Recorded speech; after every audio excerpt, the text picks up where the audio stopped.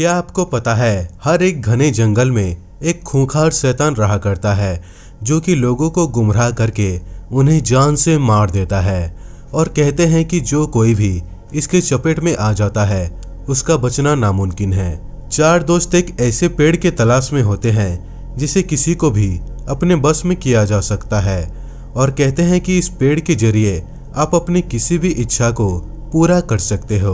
वो चारों दोस्त उस पेड़ का तलाश करते करते एक घने जंगल में पहुंच जाते हैं जहां पर इतने सारे पेड़ होते हैं कि जंगल भी एकदम अंधेरा दिख रहा होता है। तभी उन चारों दोस्तों में से एक लड़का रवि कहने लगता है, यहाँ पर पक्का हमको वो पेड़ मिल जाएगा।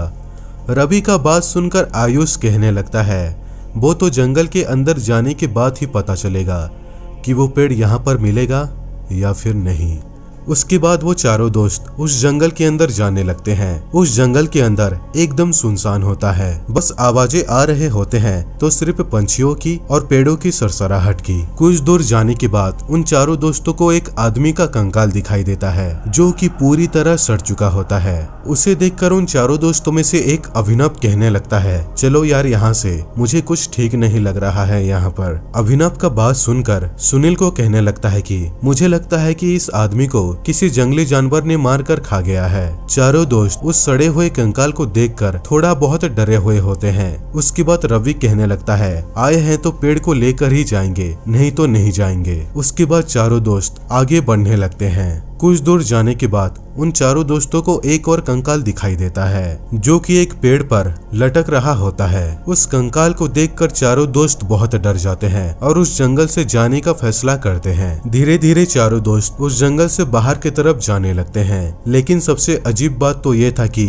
वो चारों दोस्त उस जंगल से बाहर नहीं निकल पाते। वो चारों दोस्त जितने भी कोशिश करते थे घूम फिर कर वहीं पर आ जाते थे। कुछ दूर जाने के बाद उन चारों दोस्तों को दो और कंकाल दिखाई देते हैं। उस कंकाल को देखने के बाद सारे दोस्त ये समझ जाते हैं कि वो एक अजीब सी रहस्यमयी दुनिया में फंस चुके हैं और इस रहस्यमयी दुनिया से बाहर निकलने के लिए उन चारों दोस्तों को उस शैतान को ढूंढना होगा जो कि ये सब कर रहा है। यानी कि जो चारों दोस्त उस चार सड़े हुए कंकाल को देखे हुए होते हैं, दरअसल वो कंकाल उन्हीं चारों दोस्तों का ही होता है। यानी कि आने वाले समय में अगर वो उस जंगल से बाहर नहीं निकल पाए तो उनके साथ वैसा ही होने वाला है जैसा कि उन कंकालों के साथ हुआ था। क्या वो चारों दोस्त उस रहस्यमयी जंगल से बाहर निकल पाएंगे और आगे क्या होने वाला है उन चारों दोस्तों के साथ, जानने के लिए कमेंट में पार्ट 2 जरूर लिखें। अगर आपको इस कहानी का असली घटना के बारे में जानना है तो आप मेरे इंस्टाग्राम आईडी पर देख सकते हैं। मैंने वहाँ पर इस कहानी से रिलेटेड एक वीडियो अपलोड किया है जिसे देखकर आप पूरी कहानी को समझ सकते हैं।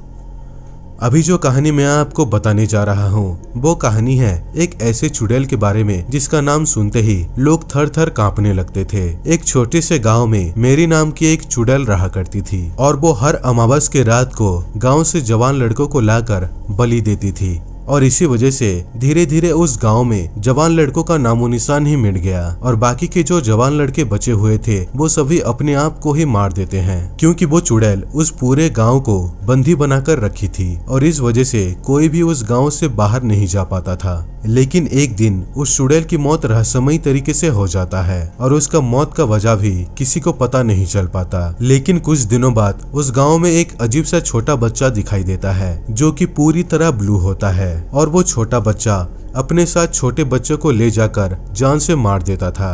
कहते हैं कि मेरी नाम की वो चुड़ैल एक छोटा बच्चा बन गई है और जो कोई भी आईने के सामने जाकर उसका नाम लेता है वो छोटा बच्चा उसके सामने आ जाता है, जिसे कहते हैं बेबी ब्लू।